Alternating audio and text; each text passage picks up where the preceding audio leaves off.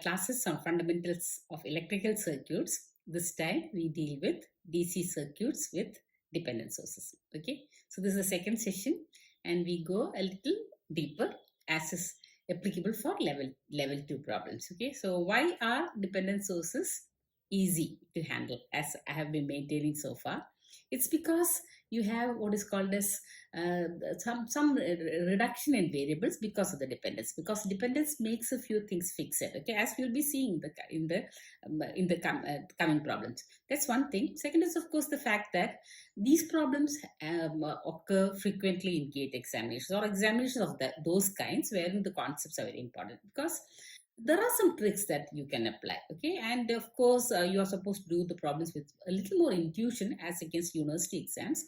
And how does intuition come to you? Intuition normally comes to you with a long experience, as has happened to me. As also when you go a long way towards thinking how to do the problems in an easier manner rather than writing out the entire equations and solving them. Okay, so this is exactly whatever I have learned, is whatever I have studied so far is what I'm planning to share with you.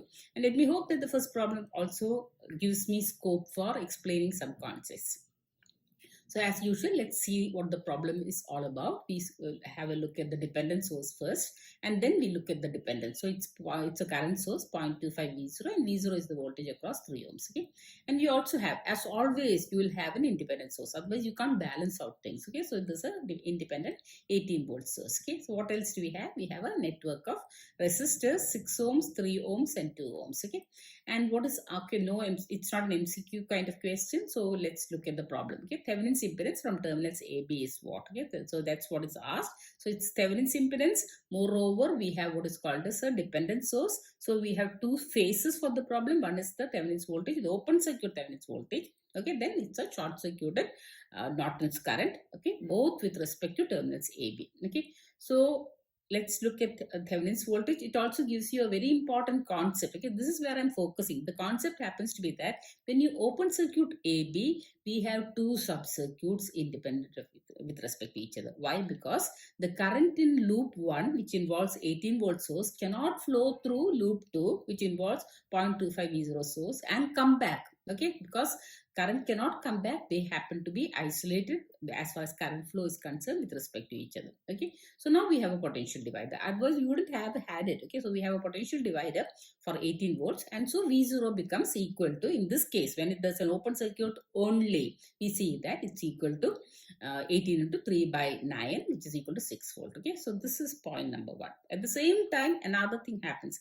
that 0.25 V0 current has only one resistor to flow through, has only one element to flow through, which is equal to 2 volt, and it creates a drop there, which is equal to 0.25 into 2, that's equal to 0.5 V0. Okay, and the direction is also shown. Okay, so now looking from AB, we see that there are two voltage drops to pick up. Okay, going from B to A. Okay, picking up all the rises. So we have V0 minus 0.5 V0, which is equal to 0.5 V0. And what is V0? V0 is equal to 6 volt. So Thevenin's voltage is 3 volt. Okay, I suppose this is decided. Moving on to Norton's current. When you short circuit AB, many things change. For one thing, V0 changes. Okay, moreover, 2 ohm resistor now becomes in parallel to 3 ohms. Okay, so V0 is now applicable over 2 ohms also. This is a dramatic difference. Moreover, AB carries only 2 bits of current. One is 0.25 V0, which is upward.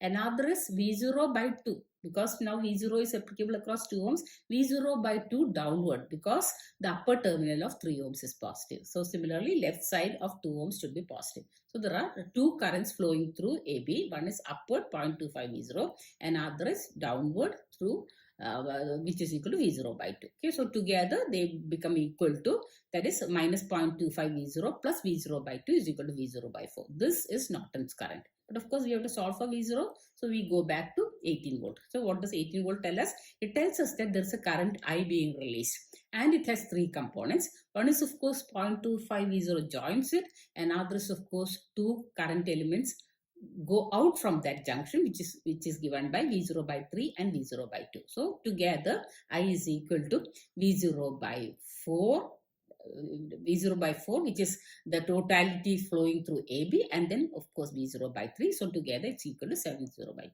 Okay, and this creates a drop into 6 across the 6 ohm resistor. Okay, so together 18 volt is now equal to V0, which is applicable across 3 ohms, and then I into 6, which is equal to 7 by 12 into V0. Okay, so to add them together, we see that it is equal to 4.5. V0 is now 18, or V0 is equal to 4.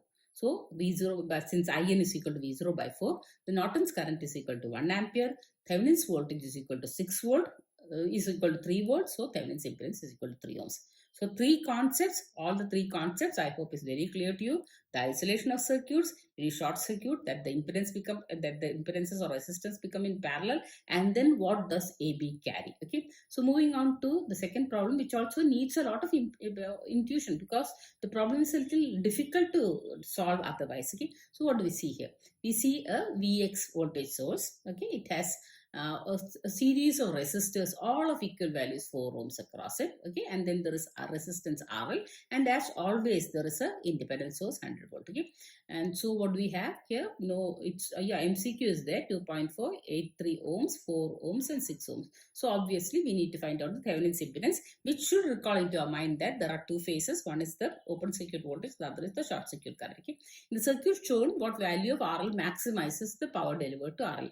When you ask about maximization of power delivered to RL, always it is going to be the Thevenin's impedance. Okay, because Thevenin's impedance maximizes power. Okay, that's why it gets that particular kind of name. Okay, so how do you do that? So open circuiting it, we see that we are arriving at a very, very confusing state, because if you have Vx across Vx as the voltage across the dependent source, so and it releases a current in that loop. Now it has which has become isolated.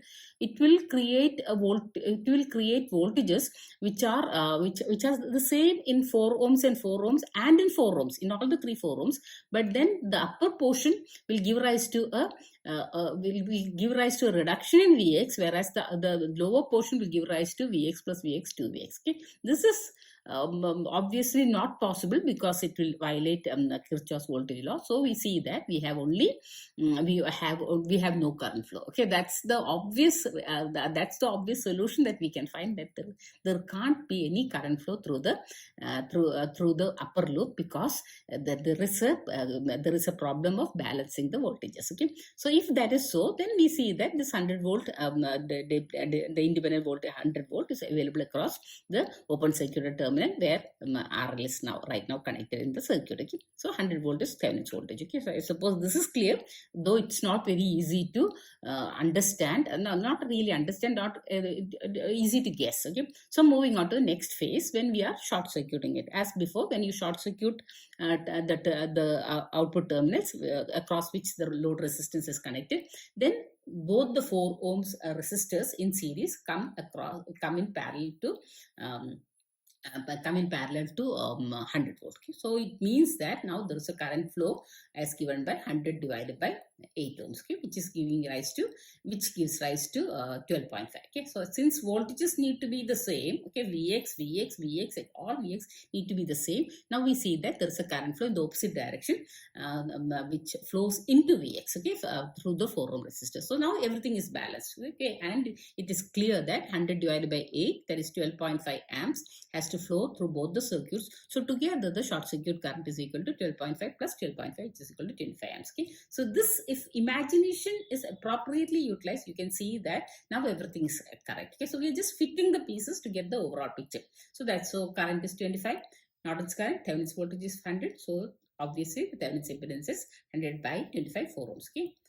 So moving on to problem 3, again the only difference happens to be with respect to any ordinary problems happens to be that we have two isolated circuits, because there is only one connecting line between circuit number 1, which carries 5 volt source, and circuit number 2, which carries the independent source, okay, the dependent source of 100 V0. So what is 100 V0? V0 is the voltage across 2 kilo ohms, okay, which actually gives rise to being a part of the potential divider, or in other words 5 volt divides between 3 kilo ohms and 2 kilo ohms as 2 volts across as V0. Okay, so 100 V0 becomes fixed because we are having two independent source circuits. Okay, so that is 200 volt. You can take it as a dependent source or an independent source. If it is taken as a independent source, then 200 volts is now shared between 10 kilo ohms and 40 kilo ohms if Thevenin's resistance is important. Let's read the problem now. The circuit shown in the figure, the maximum power delivered to the resistor. So what's the maximum power is asked. So the Thevenin's impedance needs to be found out. Okay, and now it's very simple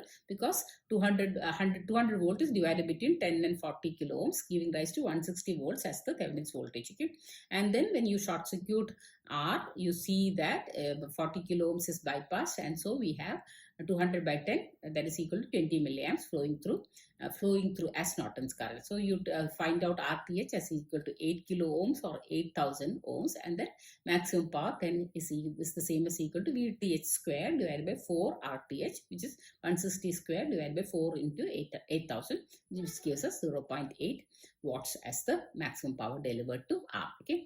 Moving on to problem 4.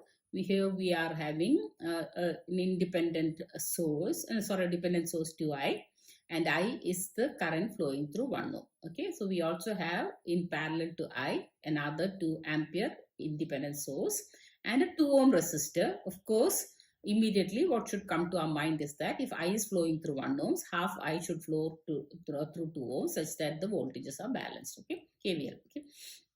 What else? There's another 1 ohm in series with the dependent voltage source. Okay, and the questions and the answers tell us that both voltages as also ohmic values are required. Okay, Thevenin's voltage might be what is asked for. The circuit shown in in the figure, the Thevenin's voltage and resistance looking into XY. So now we observe XY as well, and we open circuit it, and we find out that I is going to be the Thevenin's voltage. Okay, because half I into 2 or I into 1 happen to be the same as the Thevenin's voltage, which is equal to I. Okay, so we need to find out I. So how can you find out I? Okay, so you can see that there is a voltage source to I. Moreover, 2 amps comes upwards. Okay, so when 2 amps comes upwards, it flows as I and half I through the 2 ohm and 1 ohm resistors. So we have 1.5 I flowing out, and the rest flows into the other 1 ohm resistor, which is in series with 2I. So that's equal to 2 minus 1.5. Okay, so now we have all current distribution solved. So now we can balance the voltages, wherein 2I is the same as equal to 2.2, that is first of course I. If you look from the other end, I into 1, that is equal to I, and then you are having then the direction is reversed. So we have 2 minus 1.5 into minus 1. Okay, so we have I minus 2 plus 1.5 I as equal to 2I, or 0.5 I is equal to 2, or I is equal to 4. Okay, so Thevenin's voltage is equal to I into 1, which is equal to 4 into 1, which is equal to 4 volt. Okay, I suppose this is clear. Okay, Norton's current, you short out XY. So we see that 2 amps will obviously flow exclusively only through XY. Okay, so that part is resolved. Now we come to 2I. So what we see is that let's say there's a current flow coming out of it. It flows through 1 ohm resistor, and then it achieves the short circuit, and so it flows through the short circuit directly. It won't flow through 1 ohm or 2 ohm or I equal to 0.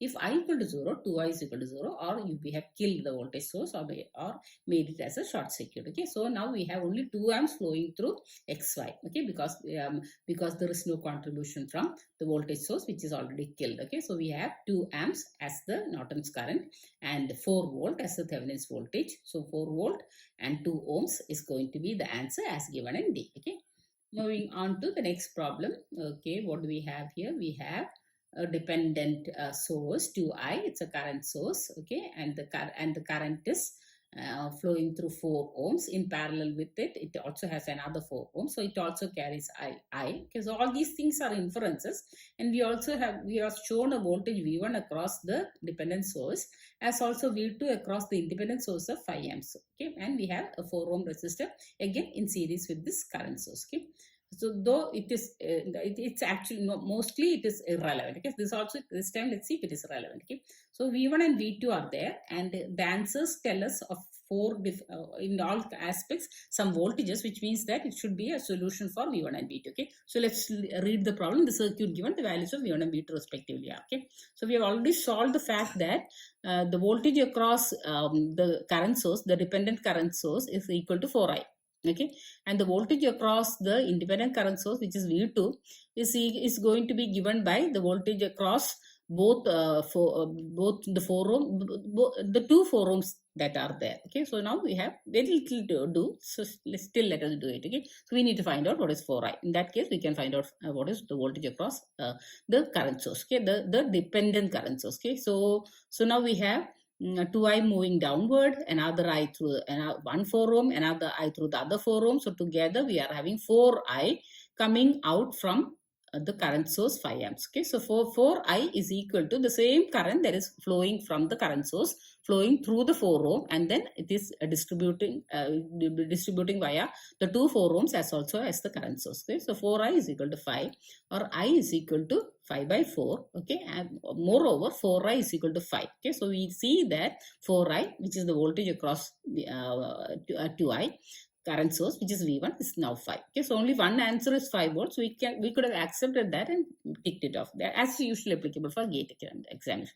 But still, let's find out what is V2 as well. V2 is the voltage across the independent current source, and it has two constituents. One is 4i, which is the voltage across the 4 ohm resistors in parallel to 4 ohm resistors in parallel, and then we also have another 4i flowing through 4 ohms and creating a voltage drop. Okay, all are of the same direction, so it's 4i into 4, that is equal to 4i is 5 for the 20 plus 5, 25 volts. Okay, so we are absolutely right in this case, and answer A is what we are going to mark. Okay. Moving on to sixth problem, the current, there is a dependent voltage source, okay, and it is its magnitude is 20i, and I is the current flowing through 1 ohm resistor, or the voltage drop across 1 ohm is equal to I. Okay, and what do we have here? We have a 2 ohm resistor. We also have, as always, the independent voltage source 2 volt. Okay, and then we have another 1 ohm resistor there as well. Okay, and what is asked is, for the given circuit, the Thevenin's equivalent is to be determined. Okay, the Thevenin's voltage VTH in volts seen from terminals AB is what? Okay, so it's very simple. We see that voltage across across AB is VTH is the same voltage as across the 2 ohm resistor. Okay, so we need to find out the current through 2 ohm resistor. That multiplied by 2 gives us the voltage. Okay, so what is it? We see that the voltage across 2 ohms is the same as equal to 20I plus I, because there is a voltage source there as also current flowing through 1 ohm, creating a voltage drop as given by I. So 20 in the same direction. So 21I is equal to the voltage across 2 ohms. So the current flowing through it is equal to 21 by 2I. Okay, and this is the current which starts off from starts off from the very beginning, that is from the near to the negative terminal of 20I source. Okay, so now we have 10.5 I going in this going towards the right, and I descending through the 1 ohm resistor. So together 11.5 I flows through the 1 ohm resistor connected in series with the 2 volt source. Okay, so that's 11.5, and the directions are exactly as is applicable. Okay, so now it's easy to balance 2 volt as equal to I plus 11.5 into 1. That's again 12.5 I. Okay, so we see that, we see that now we have, we know what is the value of I, and so 2I1 21 10.5 I can be easily found out as equal to 33.36 voltage, which is what is asked. Okay, Thevenin's impedance, of course, you will have to short circuit. Okay, it's not asked, so let's not go there. Okay, and now we come to a little different problem where we see that the dependent source has two variables. Okay, one is K, and other is V0. Okay, and what is that source? It is a current source. Okay, so let's see where V0 is.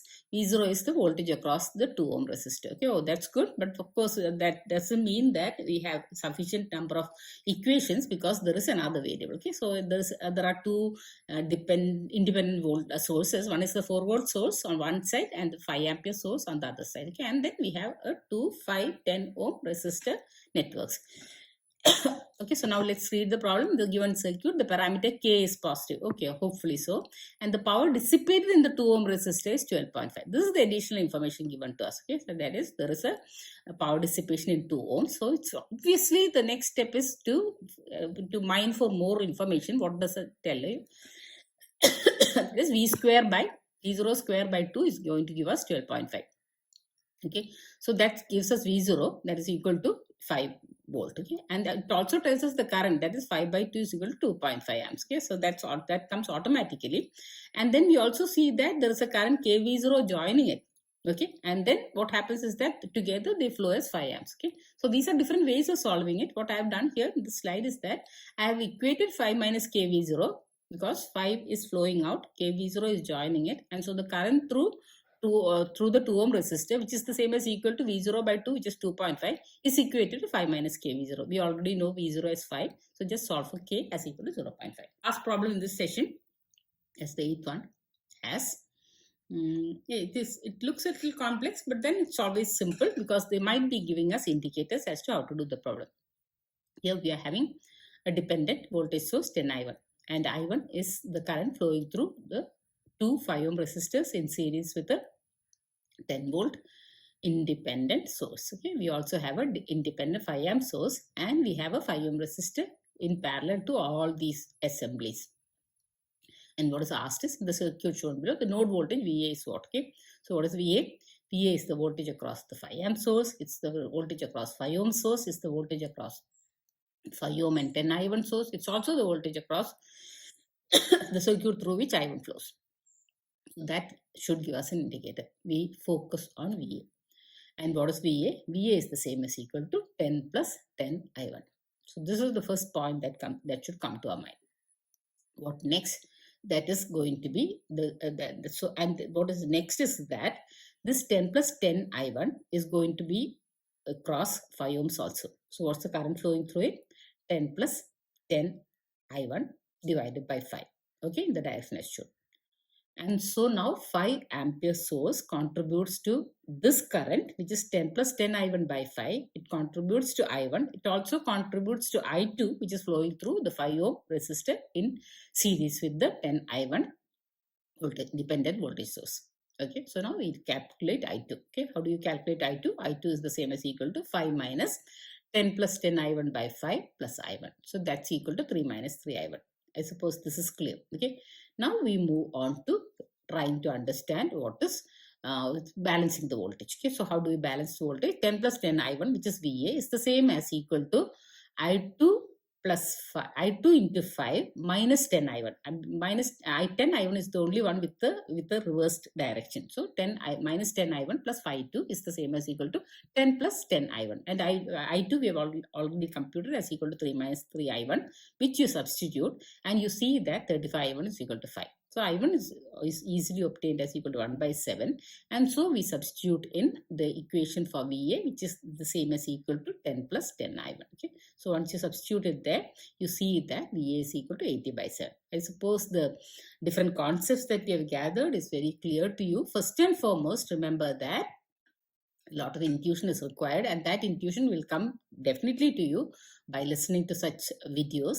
Such sessions, especially when you realize that for dependent source, the most important aspect happens to be to see what is what in each case. Like for instance, when you have when you open circuit for Thevenin's voltage, you might be isolating circuits because you don't give provisions for currents to flow. Okay, if you're isolating circuits, then you can compute them separately. So that's point number one.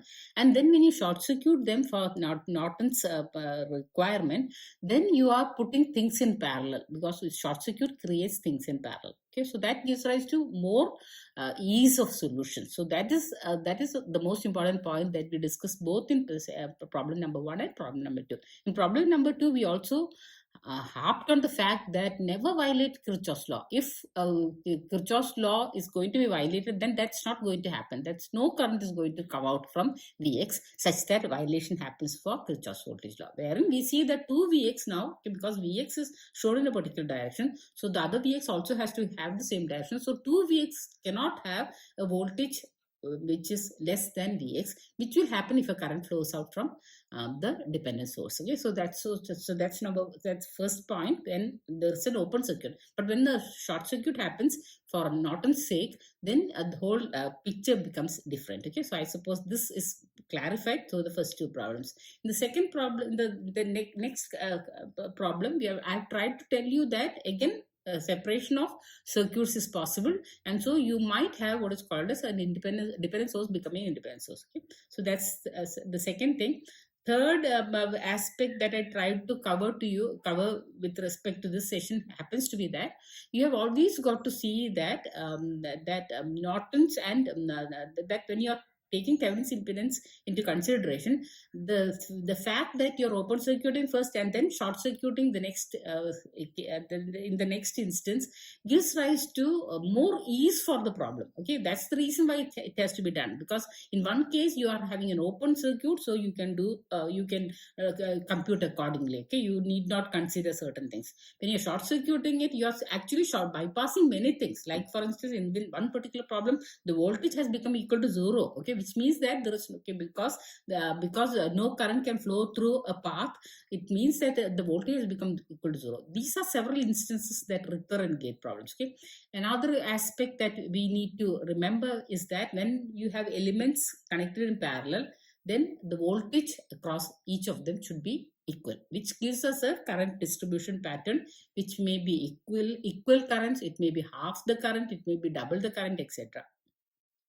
Moving on to another aspect that we learned here is that when you are given a pair of unknowns or more unknown than is normal, as it happened when we talked about a current source as equal to kv0, then more information will be given. Okay, so and then from that information you can continue to do the problem, or use it as the point from which the solution starts to emerge. Okay, another aspect that was discussed was again where VA was asked. Once VA is asked, focus on VA.